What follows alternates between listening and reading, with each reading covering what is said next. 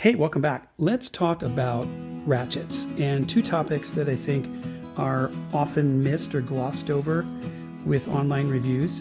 And the first one is backdrag. That's the resistance with the socket when the ratchet is in the ratcheting mode. And then the second thing is quick release or lack of a quick release and how big of a deal this is. So we've got four nice candidates here. These are all affordable. They're all under $25. These two are the higher end one. They're closer to $20, $23. And these companies, Tekton and GearWrench, kind of pride themselves as sort of going after the tool truck professional mechanic market. And so by claim, I guess, these two would be higher quality than these two. And then we've got the Duratech and the Pittsburg Harbor Freight model. So even though these are affordable, I would say that all of these are still pretty high quality. In other words, compared to like a cheap swap meet wrench or a generic dollar store or budget bin at the hardware store, I think all of these are going to be better than something like that. And then these are a little more professional. So let's jump in and take a look at the two topics, which is backdrag and release of sockets. But before we do that, I just want to tell you that I believe all of these have an acceptable, workable arc and range of motion. So some ratchets, you really have to turn them a lot to get them to move, and that's not ideal. All of these kind of turn, if you know what I mean, will turn the socket in a tight working space. And so they're all decent choices, but let's get into these finer points and see if this makes a difference for you in your next purchase. Backdrag. We'll start off with the Tekton.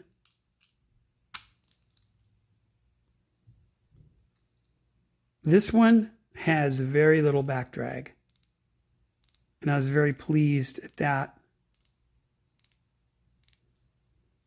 By the way, if I didn't already say, this is how these ratchets come. They come in the display that you're seeing. This one is the only one that has a box. This one just comes in a simple bag. This one's got a retail display. This one came out of a larger set, and so it's normally in a nice red hard shell case with sockets, but you can actually purchase this one individually as well. So back to the backdrag. This one is quite nice.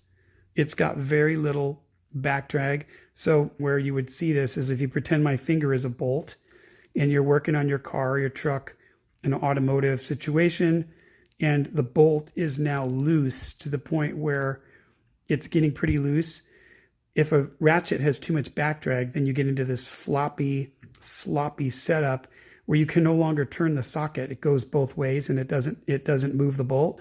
And so then you've got to reach down, you've got to grab the socket, secure it, and hold on to it while you do this, okay, to tighten or loosen. That's backdrag. And so ideally, you want a ratchet that's got the least amount. So that one was good.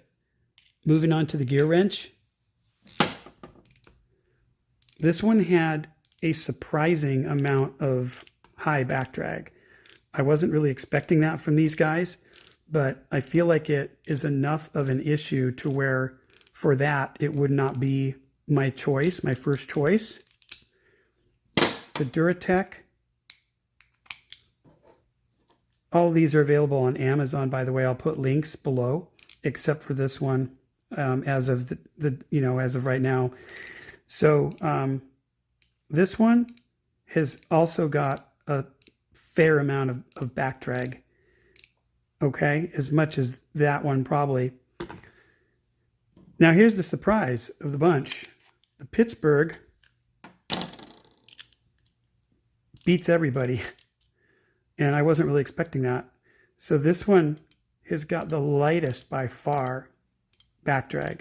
So that means if you're in a situation, a tight working space, and the bolt's loose and you need something that really is gonna work on a bolt that's loosening up and not fight against you, the Pittsburg, actually, the Harbor Freight, comes out ahead. So I was kind of surprised. Now, Because this is a cheaper tool, this wouldn't be my primary everyday choice.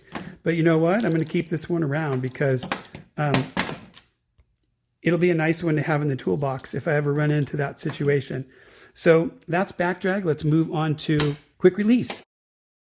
GearWrench is the only one that doesn't have a quick release. And if you're wondering why a tool company would not put a quick release in, there's two reasons.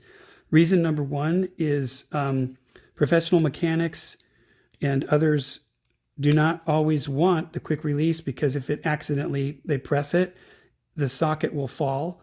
And for some people, it can kind of be annoying. I haven't really run into that experience too much. I find the quick release is better, but there are some people that work, this is their trade, and they want at least a few wrenches that don't have that. And so the other reason is strength. So you can see how hard that was to get off. The quick release does hollow out the core of this. And so allegedly it makes it not as strong. And the reason why I don't think that's a big deal is that these are 1/4-inch ratchets. I don't think overwhelming strength is your biggest concern here, because you should be working with a 3/8 or a bigger ratchet if you're really going to be horsing on these to the point where they break. Now, I know there's some exceptions, but my point is that I don't think this is a giant concern on these small ratchets. And so what I would tell you is that all of the quick releases on the rest of these work great. They work as they should. They release the socket, okay? And there's just no issue with any of these. Where it becomes a concern is on this GearWrench. I've got a brand new socket right here, okay? It's also hard to get on, not just hard to get off, but it's even harder to get off. And especially if any of your hands are greasy, you're going to have issues. Okay, that's a brand new socket. Here's a 20-some-year-old Craftsman right here. Guess what? Same issue. Goes on easier, but it's still hard to get off. Maybe a little easier than the new socket, but not a lot. And so guys sometimes pry these off with a screwdriver or a quarter or whatever, a key. That is not really something I want to be going through, to be honest. I guess it wouldn't be bad to have one in your toolbox like this in case you needed something that was going to grip the socket and not drop it while you're working on your car. But for that reason, I'll come to what my picks are.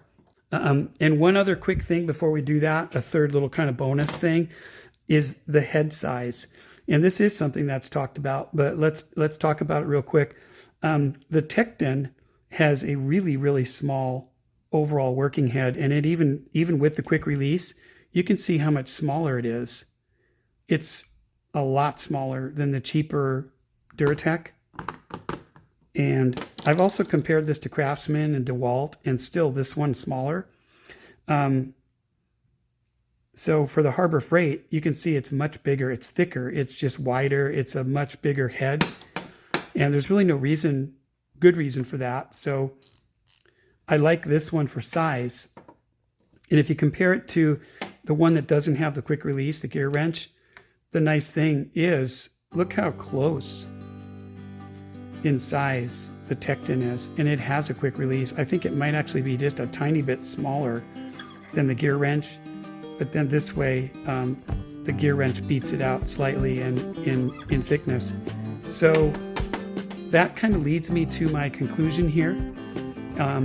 I think far and away the winner here is the Tekton. It's just the best package. It is also a little longer than the other three, but I'm not using that as a criteria for why I chose it. I'm choosing it because nice Backdrag, limited amount, light. It's the smallest of the three, or almost the smallest. It's kind of tied with the GearWrench for being the smallest head. And then having the quick release, I just feel like it makes this the best all-around choice. My second choice, but only for the Backdrag, would be the Harbor Freight Pittsburg model. That's about the only reason that I would choose this one if I really wanted the lightest weight, you know, in that sloppy socket back drag situation. But really, this one kind of stands out as kind of the best of all worlds. This is the Tekton, by the way.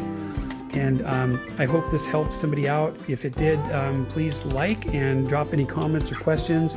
What ratchets do you have, and are you thinking about upgrading? I'd love to hear your feedback on this. And anyway, yeah, please like and consider subbing to the channel, and we'll see you next time. Thanks.